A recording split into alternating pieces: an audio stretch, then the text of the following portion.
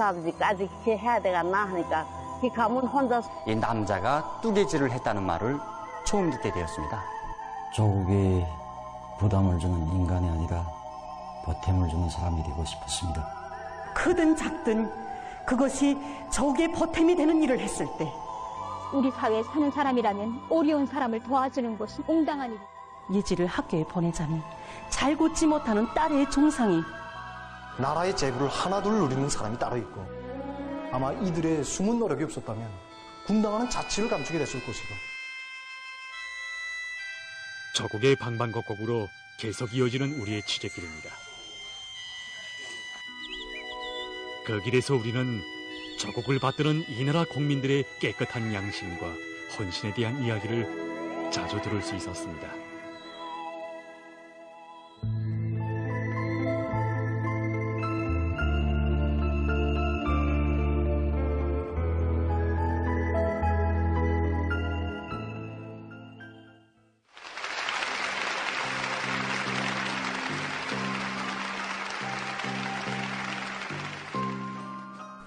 여러분, 우리는 취재길에서 수많은 사람들을 만나곤 합니다. 그들의 직업과 나이도 다르고 또 그들이 하는 이야기도 서로 다르지만 그 속에는 맥박치는 하나의 열망이 있습니다. 바로 그것은 조국이 바라는 곳이라면 그 어떤 곳이든 자신의 본분으로 자기의 일감으로 스스로 떠맡아 하는 이 나라 평범한 국민들의 아름다운 마음이었습니다. 그럼 취재길에서 만난 사람들에 대한 이야기를 계속해서 펼치겠습니다. 저는 취재길에서 많은 사람들을 만나게 됩니다. 하지만 그 얼마 전에 그 집 벽면에 공원 꾸리기 전경도를 붙여놓고 하루도 아니고 1년 12달, 아니 수년 동안 고리와 마을을 아름답게 갖고 가고 있는 한 노인을 취재하면서 정말 그 감동을 금할 수 없었습니다.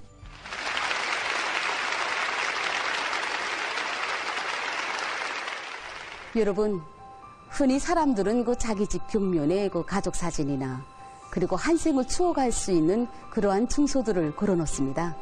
저희 집에도 그 사랑하는 딸과 함께 찍은 가족 사진이 있습니다. 하지만 제가 그 얼마 전에 동대원 구역 냉천 이동에서 살고 있는 김용만 노인의 집을 찾았을 때 놀라지 않을 수 없었습니다. 그의 집 한쪽 벽면에는 그 공원 꾸리기 전경도가 걸려 있었기 때문입니다. 그리고 전경도에는 2018년부터 그가 세운 단계별 목표와 그 집행 날짜까지 구체적으로 밝혀져 있었습니다.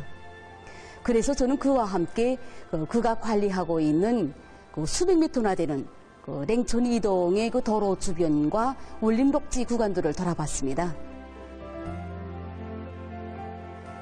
거기에는 그 갖가지 과일 나무들과 지피 식물들이 보기 좋게 그 단장돼 있었는데 정말 그 전문 화초 관리원도 아니고 원림 전문가도 아닌 70살 노인이 해놨다고 하기에는 정말 믿기 어려운 정도였습니다.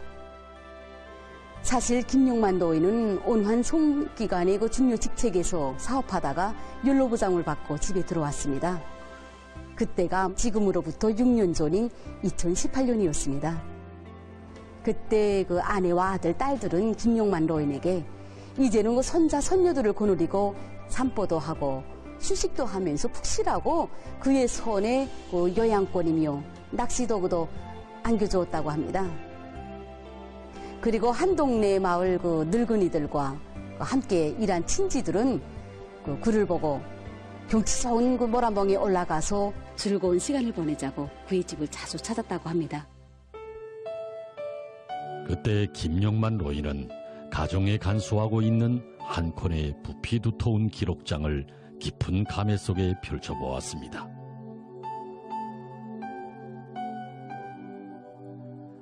(1970년대부터) 수십 년간 가족과 함께 나라를 위해 사회와 집단을 위해 스스로 찾아간 좋은 일들이 무수한 자옥으로 새겨진 가정일지를 한 장 한 장 번질수록 김용만 노인은 이제는 기록장의 다음 페이지에 무엇을 더 쓸 것인가, 이제 여생을 어떻게 보낼 것인가 하고 생각하고 또 생각해 보았습니다.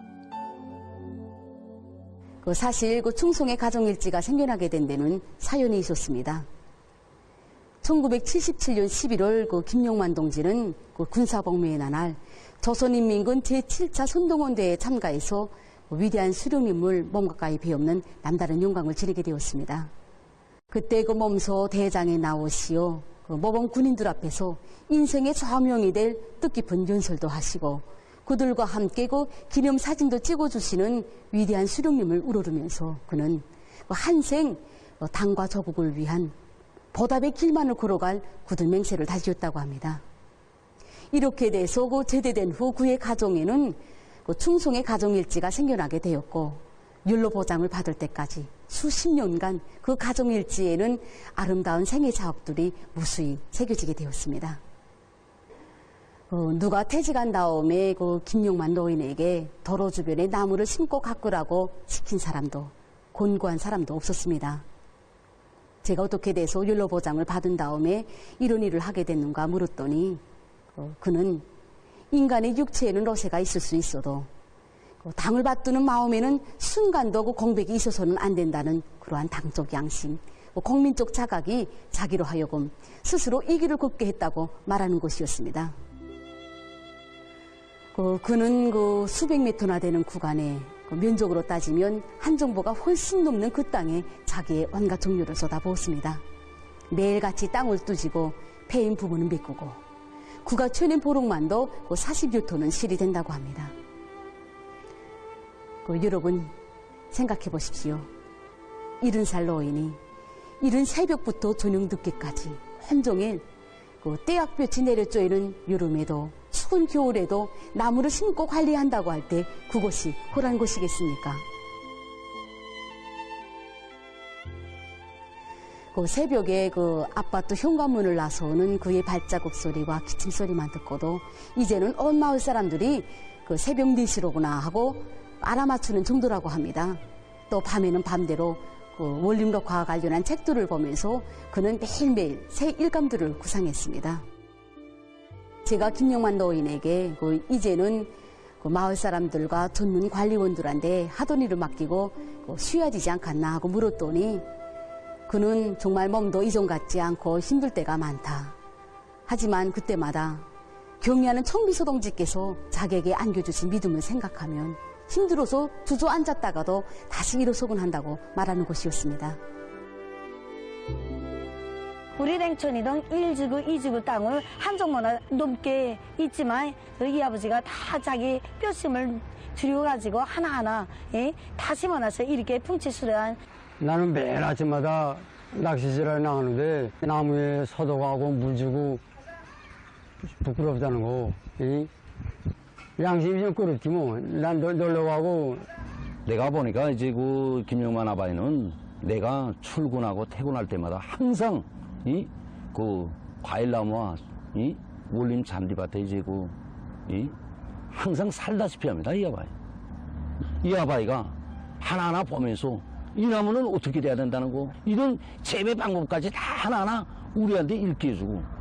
용만 아버님은 현재까지 왕밤나무와 단나무를 비롯해서 구하기 힘든 이런 귀한 나무들을 구해가지고 우리 사족지를 더 푸른 숲 우거진 황금산 범은산을 만들기 위해서 정말 자기뿐 아니라 자기 자식, 손자들까지 여기 문수봉사학지 푸른 숲을 갖고 가는데 자기 액션을 바치도록 이끌어왔습니다.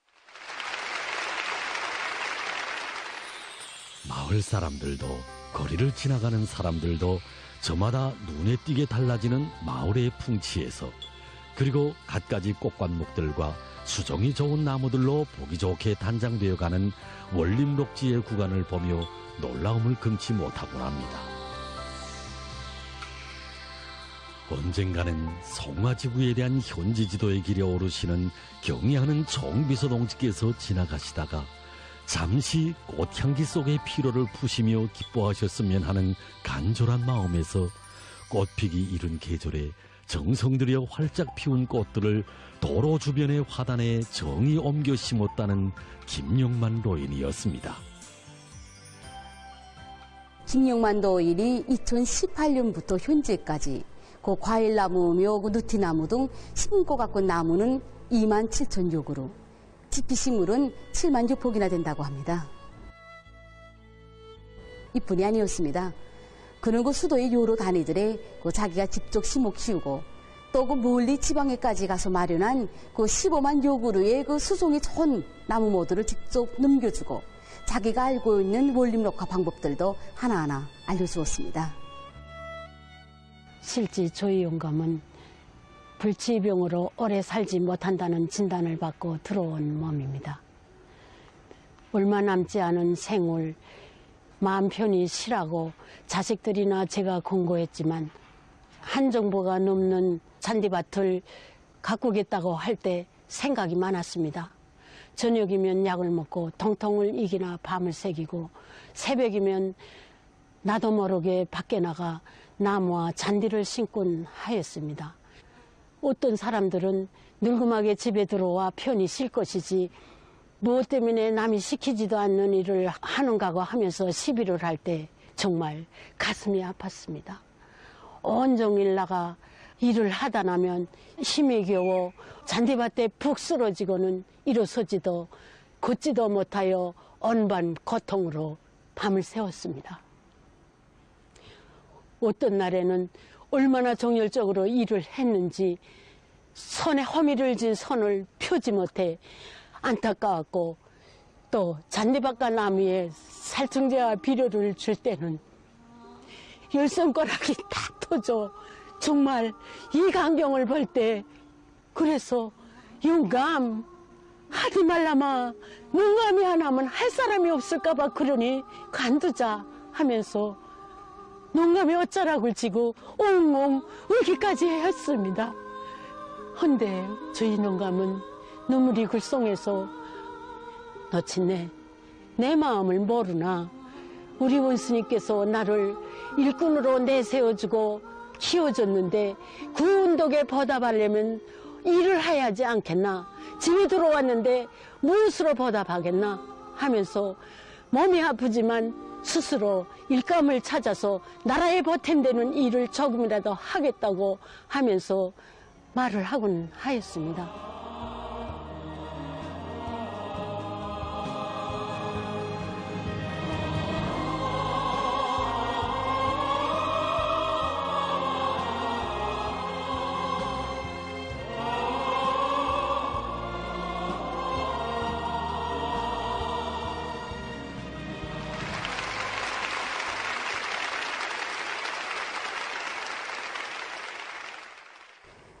저는 취재 과정에 김용만 노인을 치료한 의사들도 만나보았습니다. 저 의사들의 말을 통해서 그가 불치의 병으로 항시적인 통통과 아픔을 당하고 있고, 그로 해서 진통제를 주사하고 약을 먹는 전적으로 안정이 필요한 몸이라는 것을 알게 되었습니다.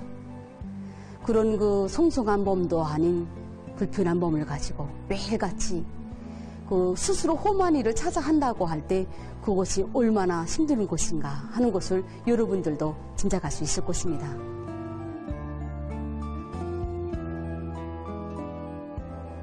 김용만 노인이라고 왜 치료를 받으면서 쉬고픈 생각이 없었겠습니까? 저는 김용만 노인이 호미와 삽을 들고 공원과 럭지를 관리할 때 무슨 생각을 하는지 다는 알 수 없습니다.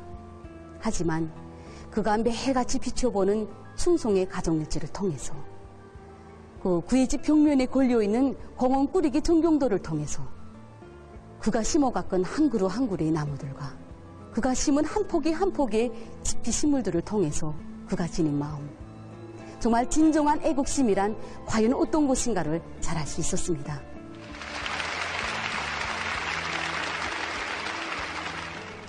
저는 새세대 당원입니다. 김용만 동지의 모습 앞에서, 오랜 노당원의 모습 앞에서 저도 과연 한 생을 변함없이 당을 위해, 조국을 위해 살 수 있을까 생각해 보았습니다. 그럴수록 그 앞에 절로 머리가 숙여짐을 금할 수 없습니다.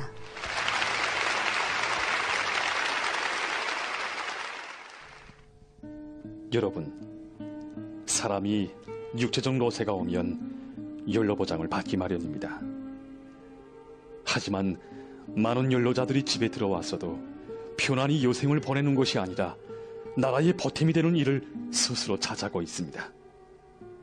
그들은 당과 조국을 위해서 자기의 모든 것을 깡그리 바친 오랜 당원들이고 혁명의 스승들입니다. 혈연적인 유대로만이 아니라 혁명 선배로 전대하고 적극 내세워주며 그들이 떳떳하게 당과 조국 앞에 한 생을 청화지를 수 있게 도와주는 것은 우리 세대의 마땅한 도리입니다. 또한 그들의 숭고한 정신세계를 따라 배우는 것은 우리 세대의 응당한 본분입니다.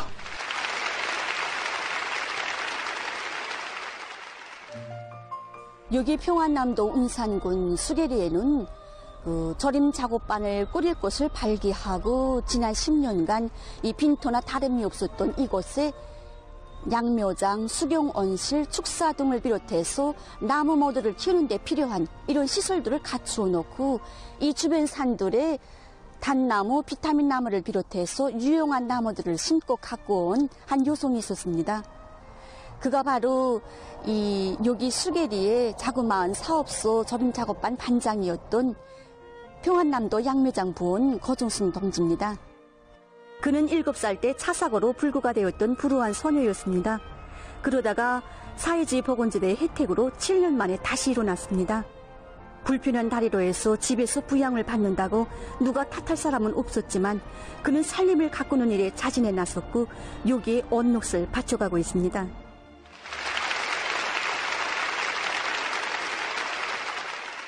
여기 모인 분들 가운데 전화번호 8199가 무슨 번호인지 알고 계시는 분들이 계십니까? 예, 다들 잘 모르고 계시는 것 같은데 전화번호 8199는 구급 의료봉사 전화번호입니다. 예방의학을 앞세우는 우리나라 사회주의 보건제도의 혜택 속에서 누구나 병을 미리 예방하다 보니 아마 이 전화번호를 모를 수밖에 없을 것입니다. 이렇게 누구나 예사롭게 대하는 이 전화번호가 가정부양으로 있던 한 여성의 그 생활 방식에서 국적인 변화를 가져오리라고는 그 누구도 생각지 못했습니다. 언젠가 그 평양에 출장을 올라왔던 거종순 동지는 심한 통통을 참으면서 가까스로 이 전화번호를 눌렀습니다. 즉시에 구급차가 달려왔습니다. 제가 이렇게 말로만 듣던 평양산원에 이렇게 텔레비만 봐오던 평양산원에 입원하게 되었습니다.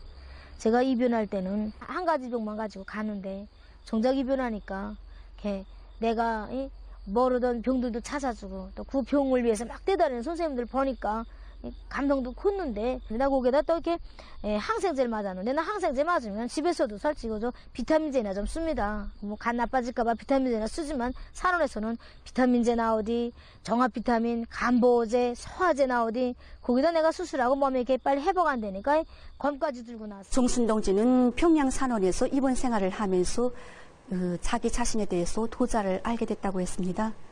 그러면서 우리 유승들 모두가 친정집이라고 종담아 부르는 평양 산원에 대해서 말로만 들어오다가 자기가 직접 입원 생활을 하고 보니까 나라에서 우리 유승들을 얼마나 존중하고 우대하는지 또 나라의 혜택이 얼마나 큰가에 대해서 다는 모르고 살아왔다고 얘기하는 것이었습니다. 그 고마움을 알게 되니 7살 때 추억이 자꾸만 되살아났다는 것이었습니다. 사실 종순 동지는 7살 때 뜻밖의 차 사고로 해서 불구가 됐습니다. 긴 병에 효자가 없다고 오랜 기간 그 안준뱅이로 있다 보니까 그를 낳아준 부모도 점차 자식에 대한 관심이 희미해졌습니다.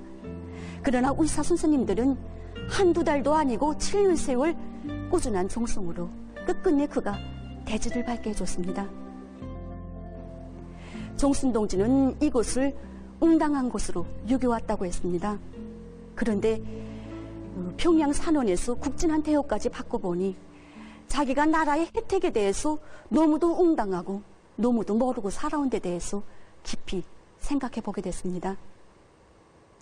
하다면 그 운동에 무엇으로 보답할까?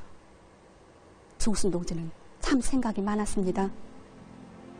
그래서 산원에서 태어난 후에 그 중요 군솔장들을 찾아다니면서 지원 사업도 하곤 했지만 항상 마음이 모자라는 것 같았습니다. 그러던 어느 날 그 자기가 살고 있는 마을 뒷산을 보게 됐습니다. 그제서야 그 산들이 항폐화됐다는 것을 알게 됐습니다. 종순동지는 나라의 제보가 못 쓰게 된 것을 두고 처음으로 이 가슴이 쓰리고 아팠다고 했습니다. 그래서 이 산림복구에 국민의 양심을 바쳐야겠다고 생각했고 결국은 이 산림복구의 길에 나서게 됐던 것입니다.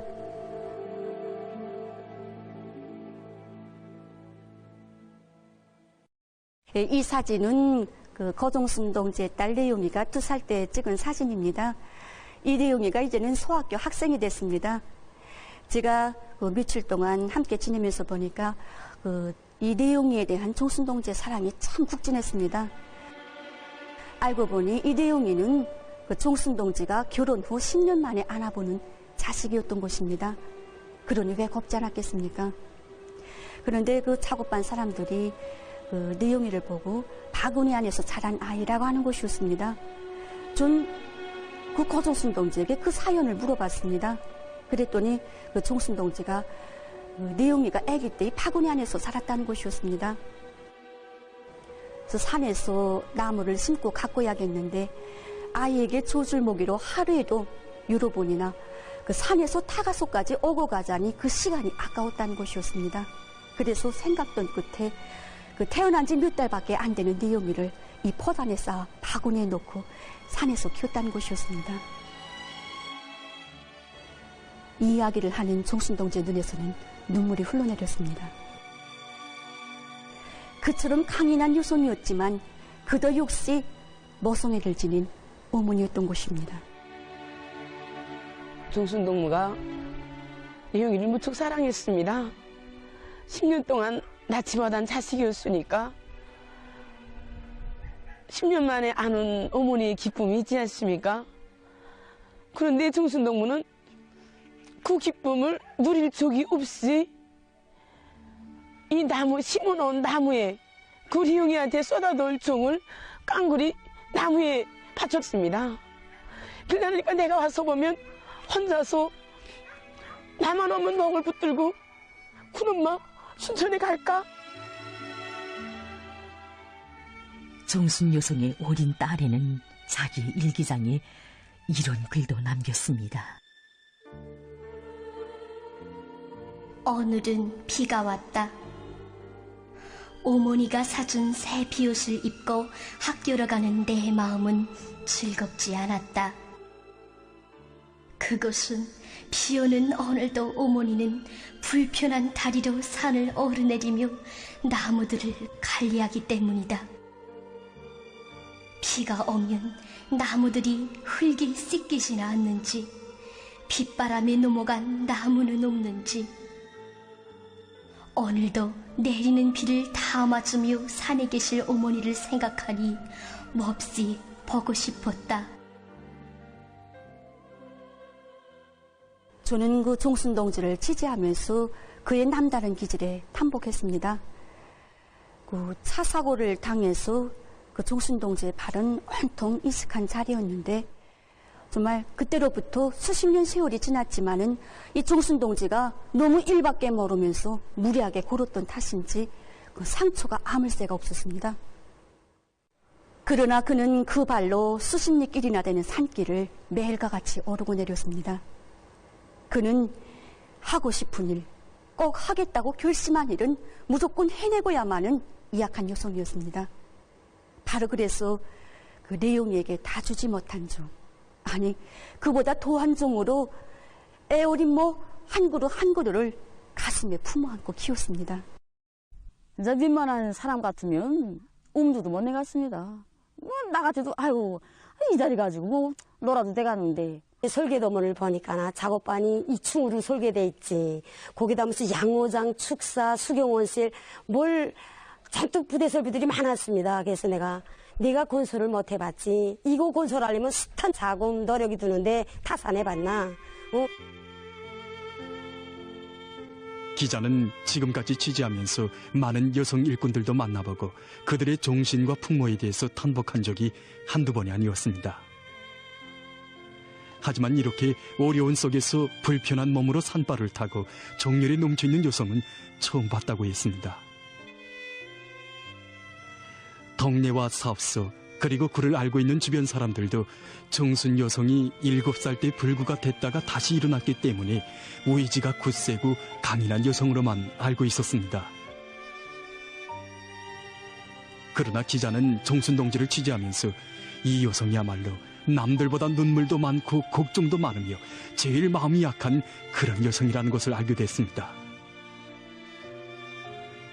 그도 여성으로서 엄마를 기다리다 잠든 딸애를 보며 눈물을 흘렸고 작업반원들 생활 걱정 때문에 무수한 밤들을 지새웠으며 반원들에게 강한 요구성을 제기한 것이 가슴에 내려가지 않아 혼자서 눈물도 지었습니다.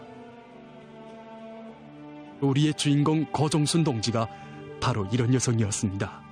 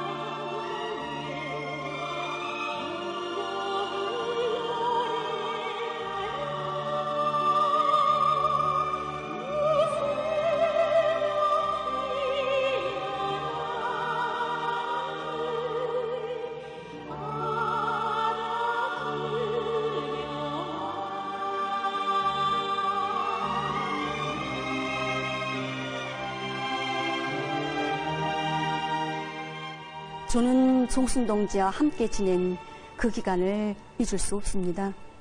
그건 바로 제가 그 기간에 그 가장 감 높은 인생에 대해서 다시금 체험한 그런 나날이었기 때문입니다. 정순 동지는 불편한 몸으로 정말 많은 곳을 해놓았습니다. 작업반 총사묘, 양묘장, 수경원실, 축사, 가수원, 사십정보의 담당님, 정말 살림복구를 위해서 그는 숱한 고생을 했습니다. 그러나 그에겐 아직 아무런 징후도 없습니다. 하다면 그의 인생이 허무하지 않겠는가? 난 이런 생각도 해봤습니다. 그러나 결코 허무하지 않았습니다. 그들이 자기의 손으로 건설한 작업반 총사묘, 양묘장, 가수원, 또 그 애써 가꾸고 심어온 한 그루 한 그루의 나무들, 그의 녹시 깃들어 있는 그 모든 곳들이 조국의 귀중한 재부, 사업소의 재부로 돼서 자기의 주인공에게 감사를 표하는 것처럼 보였습니다. 이것이 조국이 주는, 그가 창조한 창조물들이 그에게 주는 가장 감 높은 평가가 아니겠습니까? 저의 이번 취재길은 제가 그 인생의 가치에 대해서 다시금 알게 된 계기였고, 또 기자로서, 같은 여성으로서 거정순 동지의 애국적 소행에 공감하게 된 나날이기도 했습니다. 저는 오늘 이 자리에서 우리의 주인공 거정순 동지와 또 그처럼 조국의 방방곡곡에서 애국과 혼신의 길을 이어가고 있는 이 나라의 수많은 여성들에게도 경의를 표하고 싶습니다.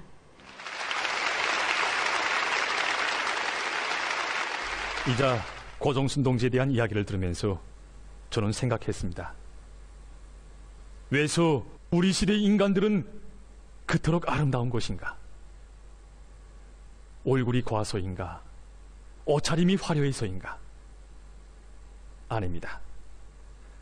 자기를 키워주고 내세워주고 품어 안아준 어머니 조국을 위해서 자기의 모든 것을 깡그리 바치려는 그 깨끗한 양심, 바로 그런 것으로 해서 얼굴은 비록 햇볕에 타고 수수해도 그토록 아름답고 보석처럼 빛나는 것입니다. 문득 노래의 한 구절이 생각났습니다.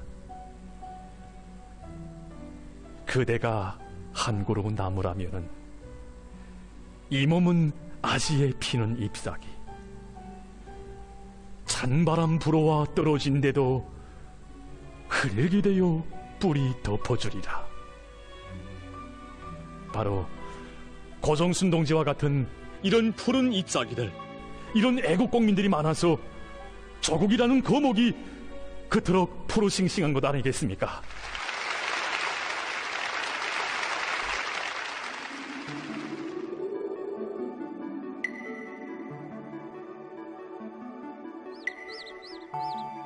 평안남도 독천시에는 해발 850m인 삼포산이라고 불리우는 산이 있습니다.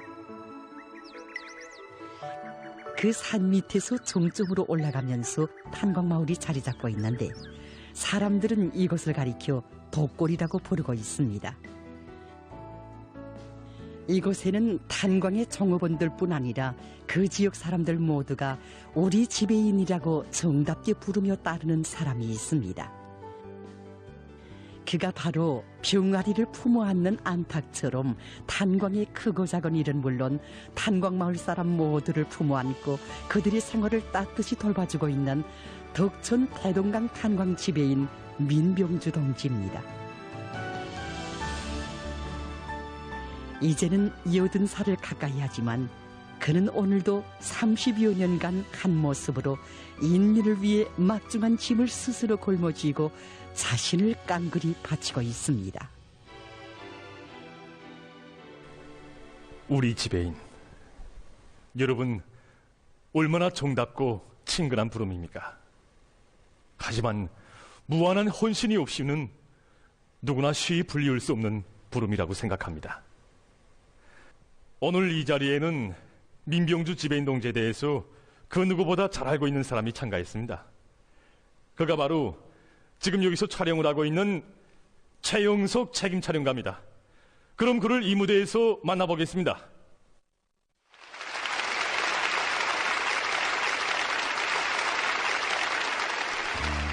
그때가 아마 2005년도라고 생각됩니다. 네.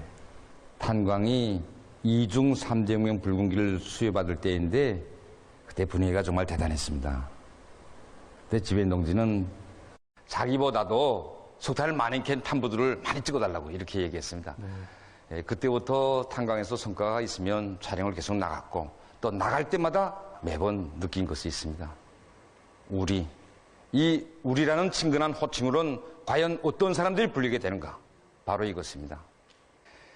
제가 얼마 전 탄광에 촬영을 나갔는데 한 로엔이 저를 찾아와 좀 만나자는 것이었습니다. 사연을 물었는데 그의 이야기가 저희 마음을 끌었고 또 놀라움도 컸습니다. 그래 서둘러 촬영기를 이렇게 맸습니다.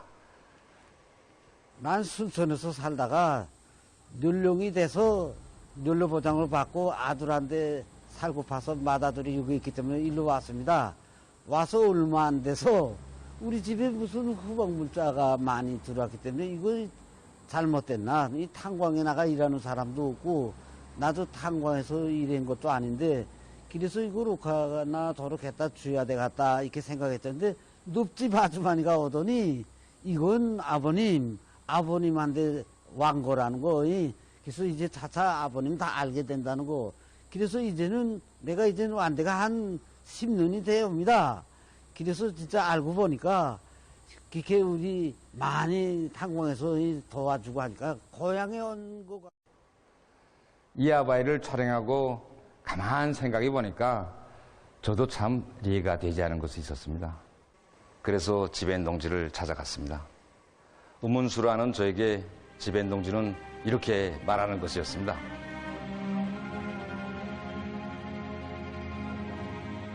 그때로 말하면 나라가 고난의 행군을 하던 시기였는데 탄광에서 일하다 들어간 연로자들에 대한 식량 공급이 제대로 진행되지 못하고 있었습니다. 부모들이 나하고 같이 계속 일하다가 다 연료보장대 들어간대. 이 부모들까지 내가 애면한다면 그들이 무슨 고향에 대한 애착과 사랑이 나오겠습니까? 민병주 지배인 동지에게는 탄광마을에 주소를 두고 사는 사람들은 모두가 한 집안 식구였습니다. 조건과 생활이 아무리 어려워도 기쁨과 슬픔을 함께 나누려는 마음이 종업원이라는 개념을 벗어나 우리라는 하나의 큰 집에 모두를 품어 안았고, 그래서 탄광에서 일하던 사람들만이 아니라 그 지구에서 사는 연로자들 모두의 명단이 생겨나게 됐습니다. 우리 지배인 동지가 지배인 사업을 하는 기간에 한두 해도 아니고 수십 년간이나 많은 연료자들에게 후방물자를 공급한다는 게 쉬운 일은 아니었습니다. 그러자니까 우리 지배인 동지가 자체 후방기지를 꾸리기 위해서 고생들을 얼마나 많이 했는지 모릅니다. 축산기지를 새로 꾸리기 위해 삼포산의 산능선과 골짜기들을 잠비 틀듯 덮고 해치우 천여 미터나 되는 산꼭대기에 방목지를 찾아낸 지배인 동지였습니다. 소막을 켜놓고 대형 삽차 운전수와 함께 열흘 남아 생활하며 축산기지의 터를 닦았고, 종자 염소와 양을 마련하기 위해 황해남도의 온화한 건으로 수백 리 먼 길을 떠나기도 했습니다. 그의 피타는 노력으로 삼포산에 탄광의 종합축산기지가 일떠서게 되었고, 종업원이 아닌 종업원 명단이 생겨나 종업원들과 함께 연로자들에 대한 후방 공급 사업이 진행되게 됐습니다. 지배인 동지가 연료자들을 돌봐주는 것은 결코 지배인으로서 체면이나 유지하고 탄부들에게 동정이나 주자는 것은 결코 아니었습니다. 탄강의 개발로부터 오늘에 이르기까지 탄강 마을에 태를 묻고 사는 사람들, 당에서 그처럼 아끼고 사랑하는 탄부들에게 당의 사랑이 더 잘 가닿도록 하려는 그 진심, 자식들을 탄강에 내보낸 부모들이 마음 놓고 살도록 하기 위한 그 진정이 바로 지배인 동지로 하여금 수십 년간 변화없이 이 길을 걷도록 하였던 것입니다. 이렇게 연료자들의 수는 해마다 늘어나 현재는 120여 명 된다고 합니다. 덕천 대동강 탄강은 그리 크지 않은 탄강입니다. 종업원도 300여 명밖에 되지 않습니다. 결국 종업원의 3분의 1에 해당되는 연료자들에 대한 후방 공급 사업을 종업원과 똑같이 30여 년간 해오고 있는 것입니다. 지배인 동지는 그때 다른 것은 몰라도 집안의 웃사람이 편안하고 건강해야 자식들이 맡은 일을 더 잘할 수 있고, 나아가서 석탄 생산도 늘어날 수 있다는 것만은 잘 알고 있다, 이렇게 얘기했습니다. 한강에서 일하던 그 지나온 생활이 생생히 다 기억되어 있고, 또 앞으로 우리 탄강이 잘 되길 바라고 그죠.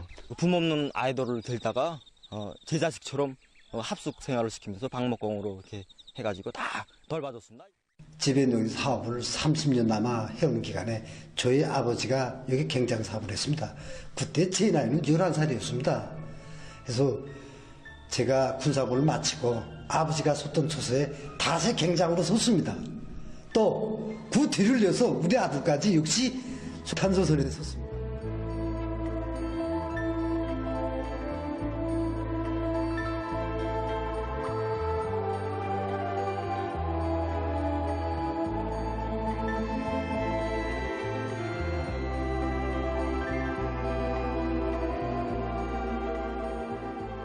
집에 사정이 있어서 지배인 동지를 찾아가면 정말 자기 일처럼 도와주고 얼굴 붉히지 않고 이렇게 뜨겁게.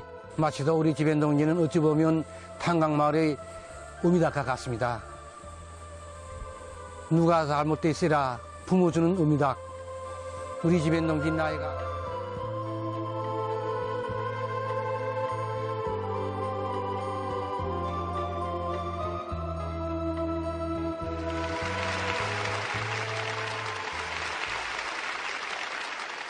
탄강이 3중 300명 불공들을 수여받았을 때 제가 지배인 동지한테 이렇게 얘기한 적이 있습니다. 이제는 기업수가 3중 300명 불공기까지 수여받았지, 지배인 동지는 자기 당대에 기업수를 위해 해놓을 건 다 해놨는데 여든이 가까운데 이제는 좀 편안히 쉬어도 되지 않는가. 그랬더니 지배인 동지가 하는 말이, 자기는 40년 동안 탄강에 살아오면서 이제 이 탄강을 놓게 되면 당장 살 것 같지 못하다. 자기는 그저 힘들다가도 탄강마을의 저머리기들이 지나가면서 집엔 할아버지 안녕하십니까 하고, 또 지나가는 사람들이 집엔 동지 건강하십니까 물어보고, 탄강 종업원들이 자기들이 가슴 아픈 것을 제기할 때마다 제일 기쁘고 그때가 제일 사는 것 같다고 이렇게 이야기하면서, 자기는 독거리에 사는 모든 사람들을 언제 한번 남이라고 생각해 본 적은 한 번도 없었다. 모두가 한 집안, 한 식솔이라고 생각했다. 이렇게 이야기하는 것이었습니다. 한 집안, 한 식솔. 얼마나 깊은 뜻이 담겨져 있습니까? 더 듣지 않아도 알 수 있었습니다. 병아리를 품어안은 어미닭처럼 온 탄강마을 사람들을 품어안은 지배인, 인민들과 고락을 같이 하고 탄부들을 위해 자기 모든 것을 다 바치는 이런 일꾼을 두고 어찌 우리라 정담아 부르지 않겠습니까? 어찌 이런 곳에서 자기 고향에 대한 사랑, 더 나아가서 자기 일터에 대한 긍지, 저걸 위해 무엇인가 이바지하려는 그 마음이 왜 싹두고 자라지 않겠습니까? 어찌 이런 일꾼을 두고 우리라 정담아 부르지 않겠습니까? 우리 지배인 할아버지, 우리 지배인 동지, 이 우리라는 칭호는 바로 인민이 그에게 주는 평가였습니다. 여러분,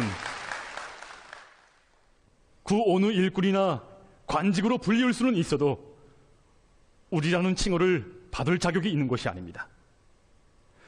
인민을 위한 막중한 일감을 걸머쥐고 인민을 위해서 자기의 모든 것을 깡굴이 다 바칠 때 인민들로부터 우리라는 값 높은 칭호를 받아안게 되는 것입니다. 하기에 경의하는 총비서동식께서는 그 오디를 찾으실 때마다 우리라는 부름으로 불리우는 일꾼들을 만나실 때 제일 기뻐하시고, 그 누구보다 그들을 값 높이 내세워주시며 사랑의 한 품에 안아 영광의 기념사진도 찍어주십니다.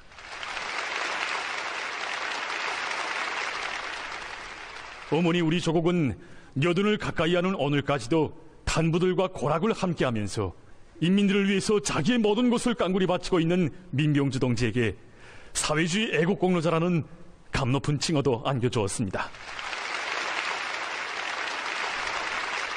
네, 그럼 이번에는 배경미 실장의 이야기를 이 무대에서 들어보겠습니다.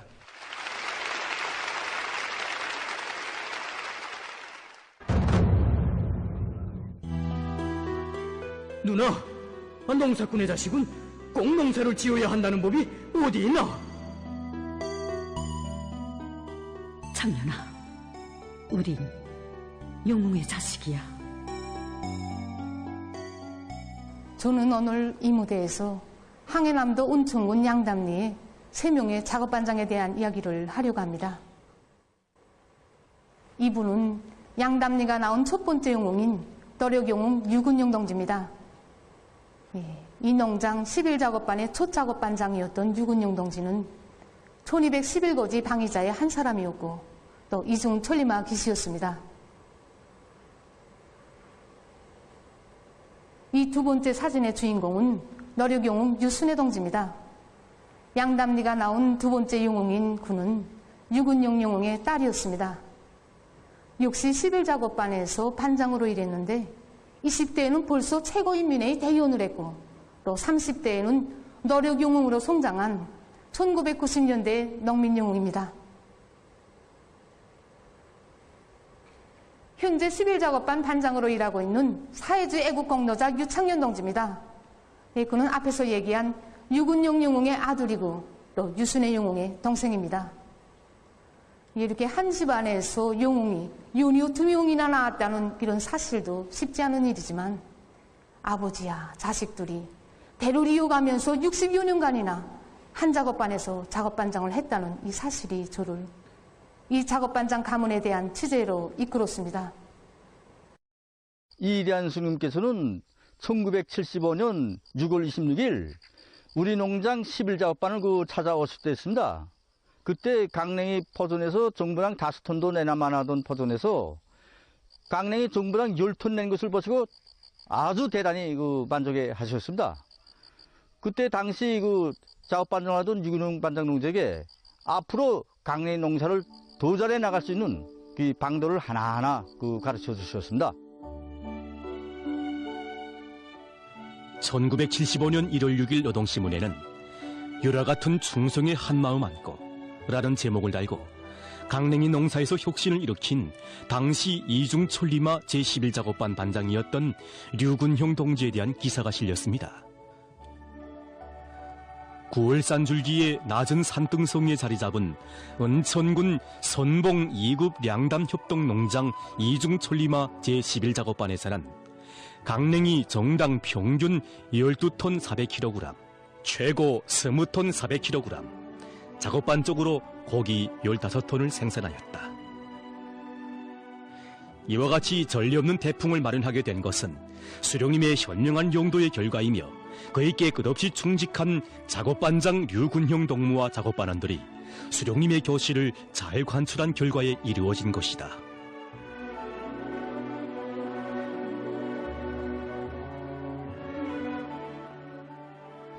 아버지에 대한 추억은 크게 없습니다.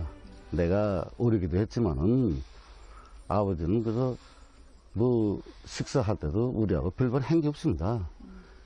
그것도 내 기억에는 아버지가 영웅이라지만 영웅이라는 건 딱 한 번도 못 봤습니다. 늘상 작업복만 입고 다니고 그래서 포천에서 살다시피 했습니다. 그래서 온 가족이 찍은 사진이 한 장도 없습니다. 량담리 사람들은 오늘도 생생히 기억하고 있었습니다.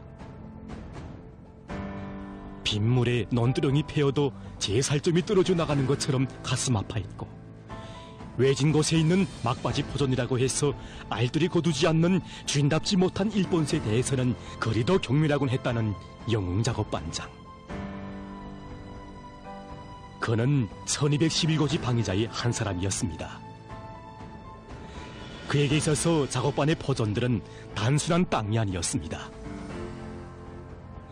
전하의 용사들의 피가 스며있고 그들의 고귀한 생명과 맞바꾼 귀중한 자기의 살점이었고 생명이었습니다.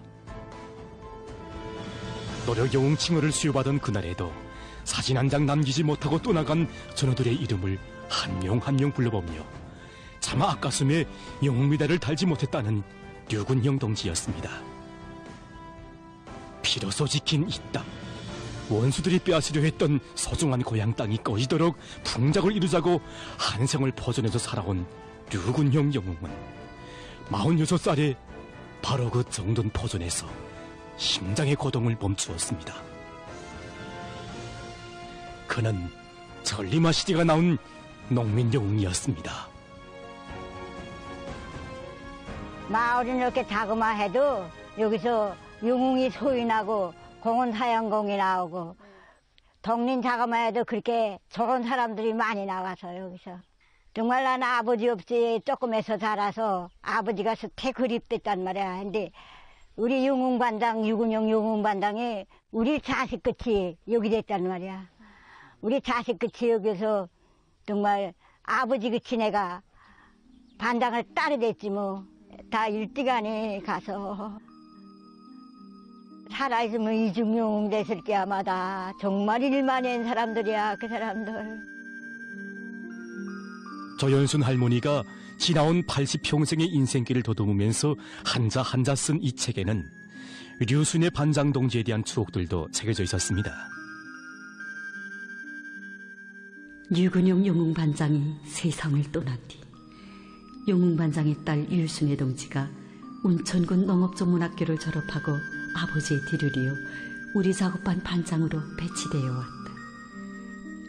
그는 아버지의 땀이 스며있는 우리 작업반을 더 잘 갖고 사회주의 맛이 나게 잘 꾸리기 위해서 자신의 온 몫을 다 바쳤다. 유순의 동지는 1994년 2월에 전국 농업대회에 참가하여 주석단에 앉고 높은 연단에서 토론까지 진행하였습니다.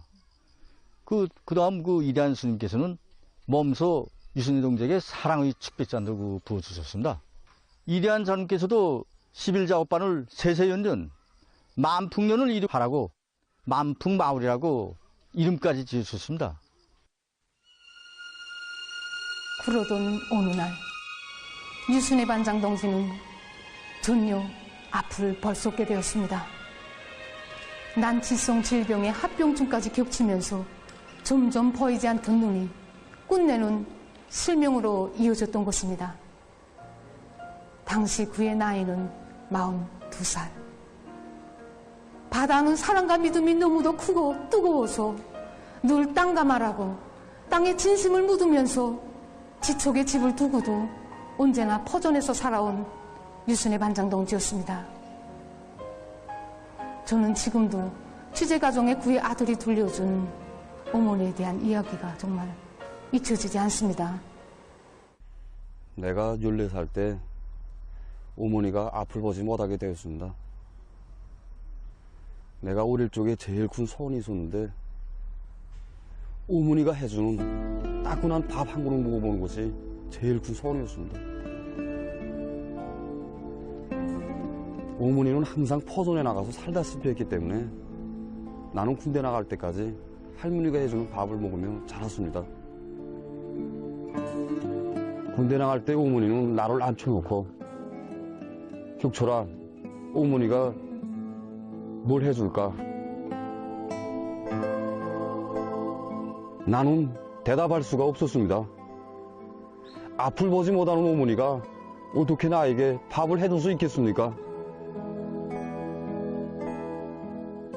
그날 내가 밥과 음식을 해서 어머니에게 대접했습니다. 나는 지금도 나의 손목을 꼭 잡고 강냉이 포전에 나가 혁철아, 강냉이가 얼마나 큰 강냉이대를 더듬던 그 어머니의 그 모습을 영원히 잊을 수가 없습니다. 어머니가 지어주는 따끈한 밥 한 그릇. 정말 소원이라고 하기에는 너무도 작고 매서러운 곳입니다. 그러나 유순애 동지는 아들의 그 소박한 소원을 끝내 들어주지 못했습니다. 결코 자식에 대한 사랑이 부족해서가 아니었습니다. 유순애 동지는 이렇게 실명된 후 4년간 세상을 떠나는 마지막 날까지 매일과 같이 작업반 포전에 나가보았다고 합니다. 그는 비록 자기 가정의 밥가망, 사랑하는 아들의 작은 밥그릇은 덮여주지 못했지만 나라의 큰 쌀떡을 가득 채워야 할 농사꾼의 그 본분에만은 끝까지 충실했던 애국 농민이었습니다. 같은 땅에 태를 묻었고 같은 핏줄을 이었건만 유근영 영웅의 딸과 아들이 고른 인생길은 결코 같지 않았습니다. 누나, 농사꾼의 자식은 꼭 농사를 지어야 한다는 법이 어디 있나? 창년아, 우린 영웅의 자식이야. 유청년 반장은 처음에 농사일에 영 마음을 붙이지 못했고 나중에는 고향을 떠나려고까지 생각했다고 합니다. 여러분, 아버지가 영웅이라고 해서 그 자식도 저절로 영웅이 되는 것은 아니고 또 영웅이 섰던 일터에 섰다고 해서 그 녹과 정신을 그대로 이어받는 것은 더더욱 아닙니다. 영웅인 누이의 희생 앞에서 유청년 반장은 자기가 과연 누구의 후손이고 어떻게 살아야 하는가를 자책 속에 되새겨보았다고 합니다. 그 후 유청년 반장은 자기의 각오와 단호히 결별하고 고향 사람들의 눈에 비낀 그 아버지의 모습 앞에 또 누이의 모습 앞에 부끄럽지 않게 살기 위해서 노력했습니다. 그는 집단의 믿음 속에 분조장을 고쳐서 작업반장이 됐고 또 작업반원들과 함께 이악하게 농사를 지어서 맡겨진 알곡 생산 계획을 해마다 넘쳐 수행했습니다. 군안 아래 유창년 반장동지는 사회주의 애국 공로자라는 이런 감 높은 칭호도 받아안게 되었습니다.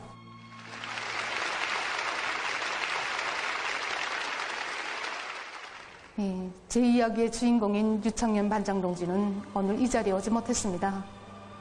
뜻깊은 올해 농사를 결속하는 데서 오늘의 하루 1시가 보통 때의 요를 100날 맞잡이라고 하면서 순간도 작업반을 떠날 수 없다고 했습니다. 여러분, 이 땅의 애국 농민들의 눈과 정신은 이렇게 이어지고 있습니다. 이런 참다운 계승이 있어서 우리의 사회주의 농촌 진지는 더욱 굳건한 것입니다.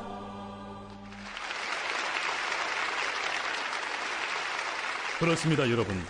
이자 우리가 이 무대에서 본 김영만, 거정순, 민병주, 우리 유창년 농지들은 여기에 모인 분들과 다를 바 없는 이 나라의 평범한 국민들입니다. 하지만 그들이 걸어온 인생길은 결코 평범하지 않습니다. 우리 이들처럼 인생의 걸음걸음을 애국으로 수놓읍시다. 나는 저국을 위하여 무엇을 바쳤는가라는 물음에 늘 자신들을 세워보면서 삶의 순간순간을 애국으로 빛내어 나갑시다. 그럼 오늘 우리 무대의 주인공들을 이 무대에서 만나보겠습니다.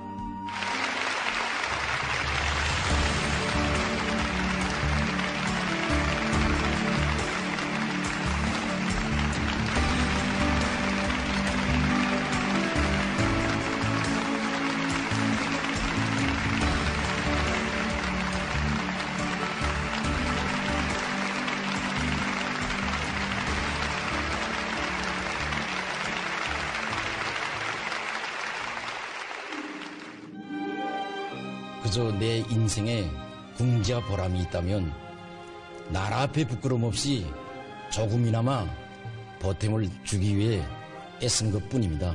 지금 우리 인민들이 받아오는 나라 혜택들이 얼마나 큽니까? 나라의 구원덕을 아는 것도 중요하지만 그보다도 더 중요한 것이 실천으로 보답하는 것이라고 생각합니다. 80을 가까이 하도록 탄광에서 일하면서 꼭 하고 싶은 말이 있습니다. 일꾼이라면 자기 일터를 고향처럼, 종업원들을 시설처럼 생각해야 한다는 것입니다. 그래야 단위는 발전하고 조국은 전진할 것입니다.